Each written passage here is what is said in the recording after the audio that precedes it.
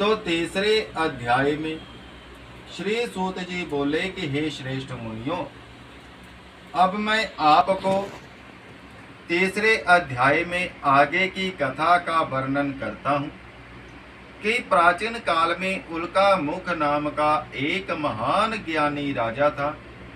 वे जितेंद्रिय और सत्यवक्ता था।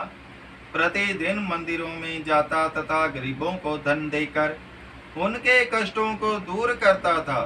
उसकी पत्नी कमल के समान सुंदर मुख वाली और सती साध्वी थी। एक दिन भद्रशिला नदी के तट पर वे दोनों विधि विधान सहित श्री सत्यनारायण भगवान का व्रत कर रहे थे। उस समय वहां साधु नामक एक वैश्य आया और उसके पास व्यापार के लिए बहुत सा धन था। वे वैश्य नाव को नदी के किनारे पर ठहराकर राजा के पास आया और राजा को व्रत करते हुए देखकर उसने विनम्रता पूर्वक पूछा कि हे राजन, ये आप क्या कर रहे हैं और मेरी सुनने की इच्छा है, कृपया आप ये मुझे समझाइए।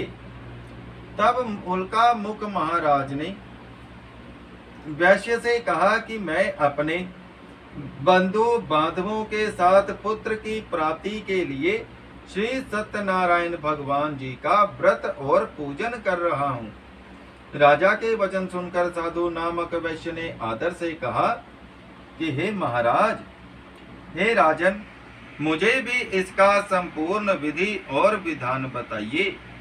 मैं भी आपके कहे अनुसार इस व्रत को अवश्य करूंगा, क्योंकि मेरे भी कोई संतान नहीं है और मुझे विश्वास है कि इस उत्तम व्रत को करने से अवश्य ही मुझे संतान की प्राप्ति होगी। राजा से व्रत का सारा विधान सुनकर व्यापार से निवृत्त हो वे वैश्य सुख पूर्वक अपने घर आया और उसने अपनी पत्नी को संतान देने वाले उस व्रत के विषय में सुनाया और प्रण किया कि जब मेरे संतान होगी तब मैं इस व्रत को करूंगा।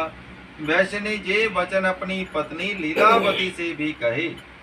तब एक अति सुंदर कन्या को कुछ समय के उपरांत लीलावती ने जन्म दिया। तो वे कन्या इस तरह बढ़ने लगी जैसे शुक्ल पक्ष का चंद्रमा बढ़ता है। कन्या का नाम उन्होंने कलावती रखा। तो एक दिन लीलावती ने मीठे शब्दों में अपने पति को याद दिलाया कि हे स्वामी, आपने जो भगवान का व्रत करने का संकल्प किया था, अब आप उसे पूरा कीजिए। तब वैश्य ने कहा कि हे प्रिय, मैं कलावती के विवाह पर इस व्रत को करूंगा। इस प्रकार अपनी पत्नी को आश्वासन देकर वे व्यापार करने के लिए विदेश चला गया। कलावती पितृगृह में वृद्धि को प्राप्त हुई। लौटने पर साधु ने जब नगर में सखियों के साथ अपनी व्यस्क होती पुत्री को खेलते हुए देखा तो उसे सुध आई कि कन्या अब विवाह की योग्य हो गई है। और तब उसने एक दूत को बुलाकर कहा कि कन्या के वास्ते कोई सुयोग्य एवं अच्छा वर देख कर लाओ। दूत साधु नामक वैश्य की आज्ञा पाकर कंचन नगर पहुंचा और बहुत देखभाल करके वैश्य की कन्या के लिए एक सुयोग्य वनिक पुत्र को ले आया। उस सुयोग्य लड़के के साथ साधु नाम के वैश्य ने अपने बंधु बांधवों सहित प्रसन्न चित्त होकर अपनी पुत्री का विवाह कर दिया। लेकिन दुर्भाग्य से वे विवाह के समय भी श्री सत्यनारायण भगवान का व्रत एवं पूजन करना भूल गया, जिसका उसने संकल्प किया था। इस पर श्री सत्यनारायण भगवान अत्यंत क्रोधित हुए और उन्होंने वैश्य को श्राप दिया कि हे वैश्य, जा, तुझे दारुण दुख प्राप्त होगा। और फिर अपने कार्य में कुशल वे वैश्य अपने दामाद सहित नावों का बेड़ा लेकर व्यापार करने के लिए सागर के समीप स्थित रतनसारपुर नगर में गया। रतनसारपुर पर चंद्रकेतु नामक राजा का राज्य था। दोनों ससुर जमाई राजा चंद्रकेतु के उस नगर में व्यापार करने लगे। एक दिन भगवान श्री सत्यनारायण की माया से प्रेरित एक चोर राजा चंद्रकेतु का धन चुराकर भागा जा रहा था। राजा के दूतों को अपने पीछे तेजी से आते देखकर चोरों ने घबराकर राजा के धन को उस वैश्य की नाव में चुपचाप रख दिया, जहां वे ससुर जमाई ठहरे हुए थे, और भाग गया। जब राजदूतों ने वैश्य के पास राजा का धन रखा देखा तो उन्होंने ससुर दामाद को ही चोर समझा और वे सारा धन चुराने वाले उन ससुर दामाद दोनों को बांध कर ले गए और राजा के समीप जाकर बोले कि हे महाराज, आपका धन चुराने वाले ये दो चोर हम पकड़ कर लाए हैं, आप देखकर आज्ञा दें। तब राजा ने बिना उस वैश्य की बात को सुने उन्हें कारागार में डालने की आज्ञा दे दी। इस प्रकार राजा की आज्ञा से उनको कठिन कारावास में डाल दिया गया। उनका सारा धन भी छीन लिया गया।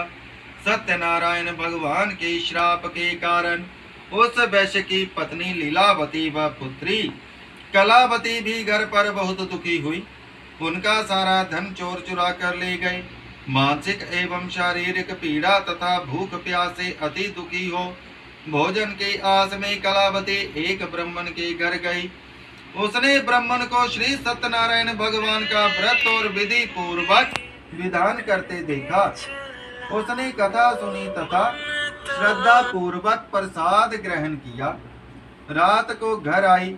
माता ने कलावती से पूछा कि हे पुत्री, तो अब तक कहाँ रही? मैं तेरे लिए बहुत चिंतित थी। माता के शब्द सुनकर कलावती बोली कि हे माता, मैंने एक ब्राह्मण के घर श्री सत्यनारायण भगवान का व्रत होते देखा है और मेरी भी उस उत्तम व्रत करने की बहुत इच्छा है।